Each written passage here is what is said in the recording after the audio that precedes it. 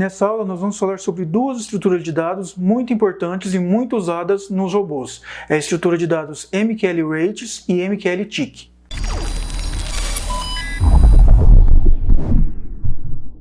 Pessoal, eu vou entrar no site aqui do MQL5, vou acessar aqui o site e aqui em constantes, enumeradores e estruturas, vou acessar aqui e aqui a gente tem a opção estruturas de dados. Vou acessar aqui, e aqui a gente tem duas estruturas, aqui a gente tem uma porção de estruturas de dados usadas, né, quando a gente desenvolve robôs, mas duas estruturas que a gente vai aprender nessa aula é MQL-Rates e MQL-Tick. São duas estruturas de dados que pegam dados de preço e são duas estruturas de dados muito utilizadas. Eu vou entrar aqui em MQL-Rates e a gente vai ver como que ela está organizada.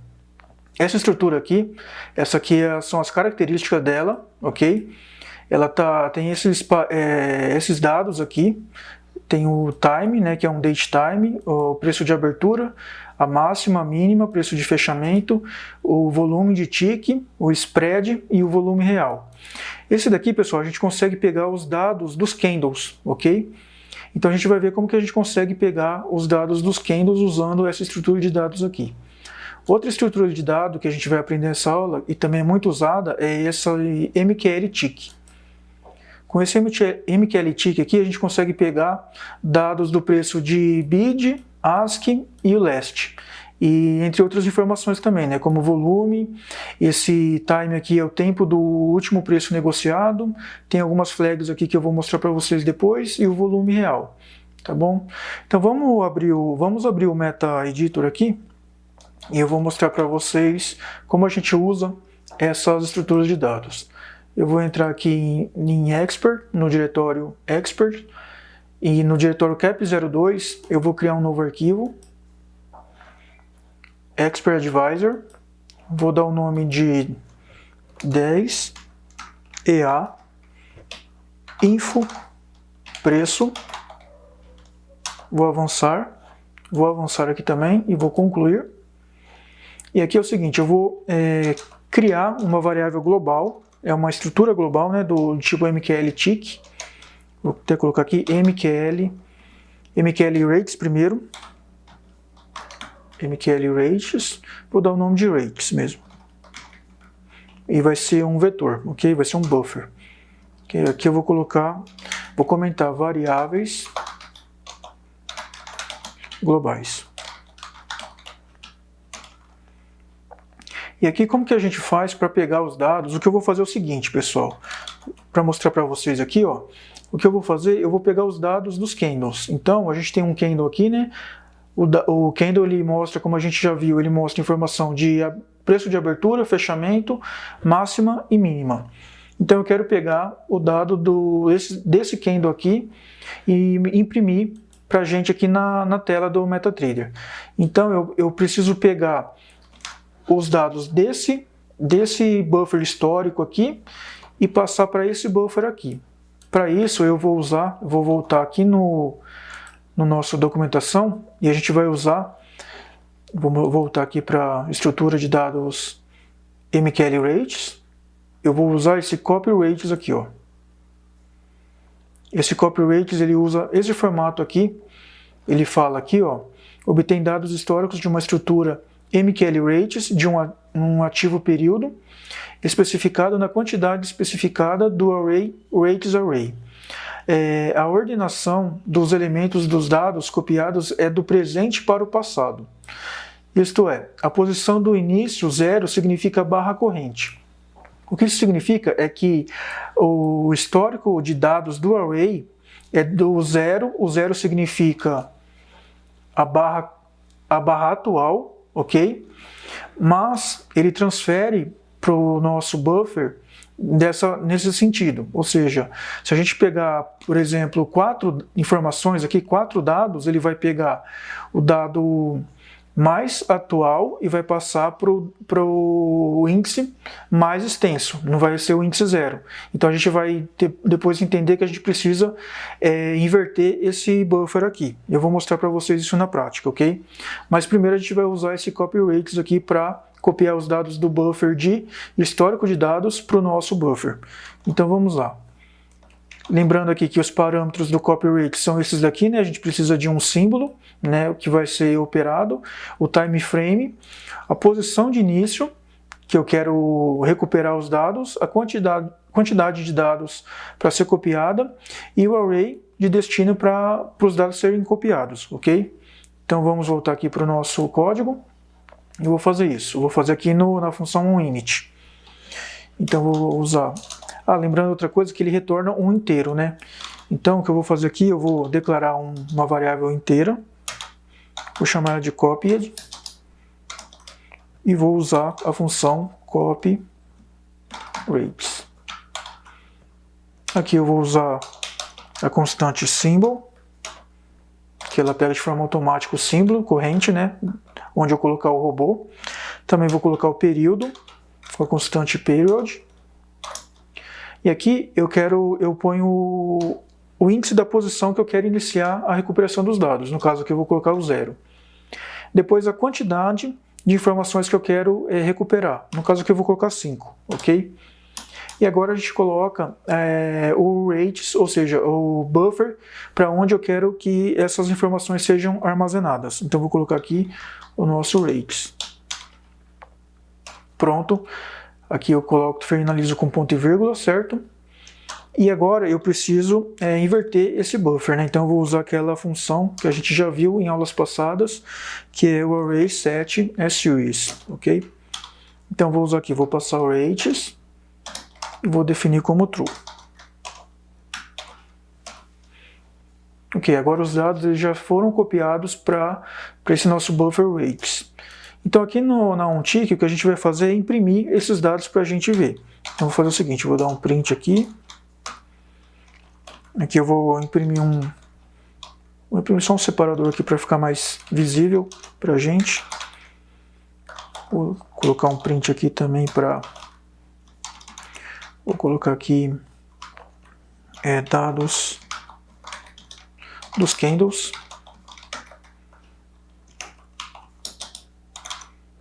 Para diferenciar, porque depois a gente vai pegar os dados também do ESC, do BID e do último preço negociado, né, do last, ok? Opa.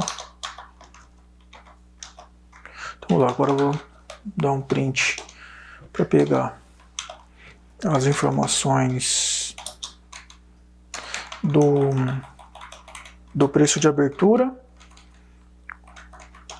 do fechamento, da máxima e da mínima. Okay? Então aqui eu vou imprimir a abertura, vou imprimir dessa forma mesmo, a abertura, para ficar mais rápido da gente imprimir, ok? Abertura, fechamento, máxima e mínima. E como que a gente recupera esses dados? Bom, a gente recupera usando o buffer rates, ok? Então aqui rates, eu uso um índice, lembrando que o índice mais atual, depois que a gente inverteu aqui, o índice mais atual passa a ser o candle mais atual, então o índice 0 aqui é o candle mais atual, tá? Eu vou usar o candle anterior para ficar mais fácil, tá? Ele não se movimenta, né, em tempo real. Eu vou usar então o candle anterior. E aqui eu uso o ponto para selecionar uma das opções. Aqui é a abertura, então eu vou usar o open, ok? E aqui eu vou usar o rates do candle anterior, ponto, o fechamento, o close. A mesma coisa aqui na máxima eu vou usar o rates do candle anterior, ponto, a máxima, né? Na mínima a mesma coisa, rates do índice 1, representa o candle anterior, da mínima, do low, ok? Vou salvar isso daqui, vou compilar, e aqui ele não mostrou nenhum erro, nenhum warning, certo? E agora eu vou executar isso daqui no MetaTrader. Vou vir aqui, a gente está aqui no índice, né, no gráfico de 1 minuto. Eu vou abrir a janela de dados aqui, Ctrl D, ele abre a nossa janela de dados aqui, ele mostra aqui o preço de abertura, a máxima, a mínima e o preço de fechamento de cada candle, né? Para isso basta eu passar o o cursor do mouse aqui em cada candle. Ó. Então eu vou fazer o seguinte, ele abriu uma... Eu vou até aumentar o tempo gráfico aqui para 5 minutos, né, para ele ficar mais tempo em cada candle. Eu vou fazer o seguinte, eu vou pegar os dados desse candle aqui, ó, ok? Então a gente sabe que esse candle aqui, ele tem, a gente vê aqui a abertura, 10,51,85, né? O fechamento é 10,51,60, e aqui a gente tem todas as outras informações, né? A mínima e a máxima ali. Eu vou fazer o seguinte, então eu vou executar o nosso robô, e aqui ele está imprimindo. Vamos comparar, né? Eu vou passar o mouse aqui, a máxima, desculpa, a abertura, 10,51,85, aqui ó, ele está imprimindo 10,51,85, vou até estopar já o nosso robô, né? Para ele parar de imprimir a cada tique. Aqui ele está imprimindo a abertura 10,51,85, confere com 10,51,85 aqui. O preço de fechamento é 10,51,60, 10,51,60. A máxima é 10,53,40, 10,53,40. E a mínima aqui é 10,51,40 e aqui 10,51,40, ok? Então confere, ele pegou os dados certinho desse candle aqui, ok? Bom, o que a gente vai ver agora, então, é como a gente usa a estrutura de dados MQL Tick, tá? Essa estrutura de dados aqui, MQL Tick, a gente consegue pegar informações tanto do bid, do ASCII, quanto do último preço negociado. Tá? A gente consegue pegar informações dessa estrutura usando um copy ticks também. Só que nessa aula a gente vai usar, como a gente vai declarar da seguinte maneira aqui, ó. Eu vou abrir o código aqui e vou declarar vou declarar um MQL tick. Eu vou declarar aqui tick. O nome da variável vai ser tick, dessa estrutura de dados, ok? Eu não vou declarar ela como um buffer, ok? Vou declarar ela aqui só como uma variável mesmo. Na próxima aula a gente vai usar ela como um buffer quando a gente estiver criando o nosso Times and Trades, ok? Por enquanto eu vou criar ela só como uma variável mesmo. E aqui a gente pode ver que a gente pode usar o copy ticks para recuperar e copiar os dados de ticks em um buffer. Mas aqui, como ela é uma variável, eu vou usar essa função aqui, ó, symbol info tick, ok? E aqui é uma função muito usada também quando a gente está desenvolvendo os robôs, ok? E essa função ela funciona da seguinte maneira, ela retorna um booleano, tá? E os parâmetros que são passados para ela é o seguinte, é o símbolo e uma variável, uma estrutura de dados do tipo MQL tick, ok? Então vamos lá. Vou voltar aqui para o código e vou fazer a mesma coisa. Eu vou chamar essa função symbol info tick aqui na função tick mesmo, ok? Então vamos lá, eu vou chamar symbol info tick. Primeiro parâmetro eu vou passar o symbol. E o segundo parâmetro eu vou passar a nossa estrutura tick. Okay? Lembrando que ela retorna um booleano, né, verdadeiro ou falso. Então a gente pode verificar ela usando o if. Então vou verificar ela aqui. Se ela for falsa, significa que ela não retornou com sucesso, eu vou imprimir uma mensagem aqui informando que houve um erro ao recuperar informações de preço, dos preços atuais. Ok? E vou imprimir o erro usando a função getLastError. Ok? E aqui eu vou resetar o buffer de erros, né, usando a função resetLastError, e vou usar o comando return para retornar para a função onTick, ok? Se tudo der certo, aí ela executa os códigos abaixo dela, ok? Então aqui eu vou executar outro print, e aqui eu vou colocar, vou imprimir dados dos preços atuais.